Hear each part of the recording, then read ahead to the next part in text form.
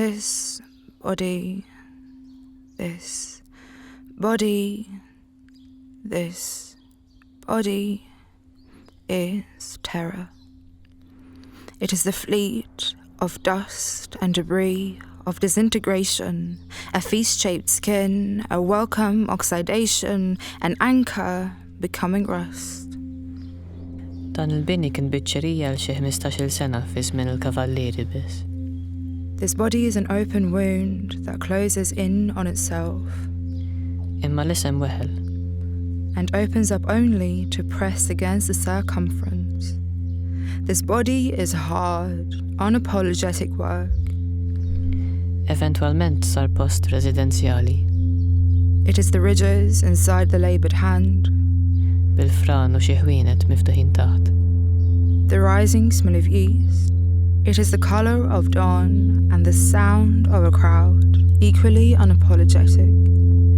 It is remorseless movement and its liberation.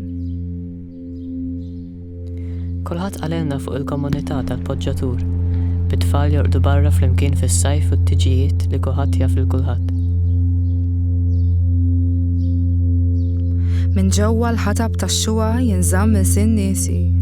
L-injam ikun mill-font maqbud bħal ġilda minn taħt id-difer. U ħafna minnhom jidhru li għandhom sens streetwise ta' ownership fuq l-ispazju li jistħoq ilhom. Kellu jsir housing estate fl-80s imma l-pjanijiet ġew abbandonati. Sar posta kien għal min kellu bżonn sakemm reġgħu ġew bil-pjanijiet. Kamartna sa meta sar katavru, it-toqol tax-xefaq jingassa kliemi il-kamra issir telfa. Tindarab mat-telf. It-trab jirfina jirkeb il-ħalq u hekk. Il-popolazzjoni tiskopri s-silenzju. Jinżamm il-fom magħluq u hekk. Ara fejn spiċċajna mdendlin mal-Poġġatur. Tiżżerżaq il-memorja. Jien m'għandi l-ebda dritt inkun inkabbar fuq dan il-ħajt, għax hawn taħt kien il-post tagħkom. Mitruf ta' swaba, minn tarf il-gallerija, minn tarf sider ommi. Il-fran tagħkom, il-komunità tagħkom, it-twemmin tagħkom. Ara hemm. Il-bini tagħkom. Sinjorina li ma bħala, zifna u ġewwa, kellem lil tsiti itla fuq, sib il-ħabba timħabtek zifna u ġewwa. Bħal-bqija tal-ġranet li qattajna mal-koxxa tal-franka zifna u ġewwa. Mitriq ħafja titkarkar tfulitna isfen u idħol ġewwa. Jisfar mill-bot il-lellux ta' nisna isfen u iġri ġewwa. Selfuna kostum biex tissebbaħ il-maskra isfen u ibqa' ġewwa. Għad tisfa f'ħofra tieqa ta' ċkunitna isfen. Għax id-delli ħallejna għad jizvela melodija ġewwa. Għad li darba zamna txana jiddardar, lajn tal-imġewwa u l-bir tas-sinjur. Għad jitnadda fl-ilma li tagħna saħħitna ġewwa. Għad jinżel iċ-ċirku tal-qamar li rawwem sbuħitna u jiġborna kif jistħoqilna.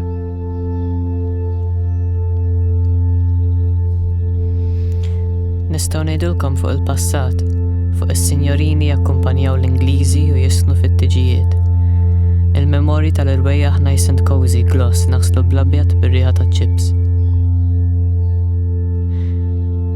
My pronouns are all over the place.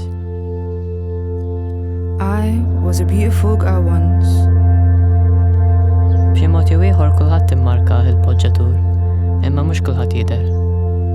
And you knew me by my name like you knew the shape of my skirts, and these steps took us in and created refuge. Aw min jiddejjaq jitkellem u min m'għandu l-ebda sigreti. Somewhere between the heat and penite, a woman I became. F'dawn it-toroq hawn ħafna bwiet bżieża u envelopes. L-istess bieb ifisser xi ħaġa differenti għal kull min jarah u għal ħajjiet ta' warajh. Hemm min mar il-metropol wara d-drawwa tal-kolonjaliżmu. I would lose my teeth from time to time. Ġie lura jagħmel daru hawn u tkeċċa. A life grinding inside the yellow walls renders me mobile. Effervescent, ever-reaching, returning. Ma tistax tara dan il-ħajt u taħseb f'komunità waħda biss. There are roaches in the air where we're from. The steam rises from my chest onto the rubble, onto the dry soil from which me and my people had come. Ikun hawn min iqum u jwieġbek fil-qasir, Ikun hawn min iqum u jitħaq kuljum. My people are happy people. Ikun hawn min għandha qalba kbira u b'saħħitha li żżomm għaddejja dejjem tagħti. My people brace their withered faces against the storm and feed each other well.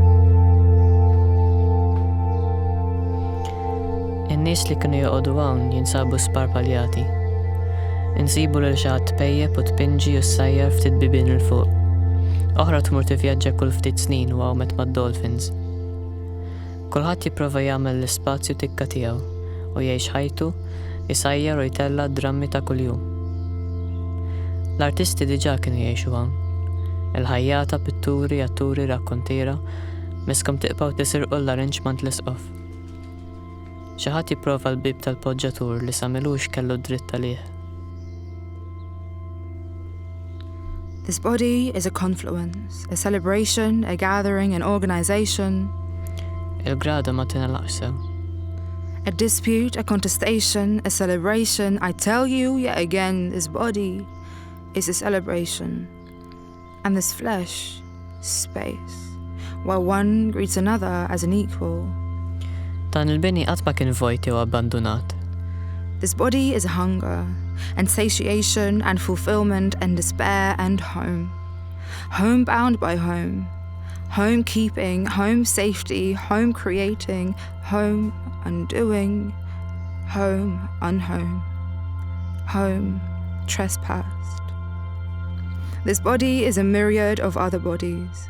This body is shelter for your body, and open is this hand. And always a gateway are these doors. Please innotaw li qegħdin nokkupaw din il-proprjetà u li f'kull ħin hawn l-inqas persuna waħda qiegħda tokkupa dan l-ispazju. And for your convenience, Qabel ma dan l-ispazju jibda jara aktar kliem vojt, this body kulħadd b'vuċi waħda is now u b'sens li m'għandux jaqsam unopened. ejjew intuħ lura lin-nies tal-komunità.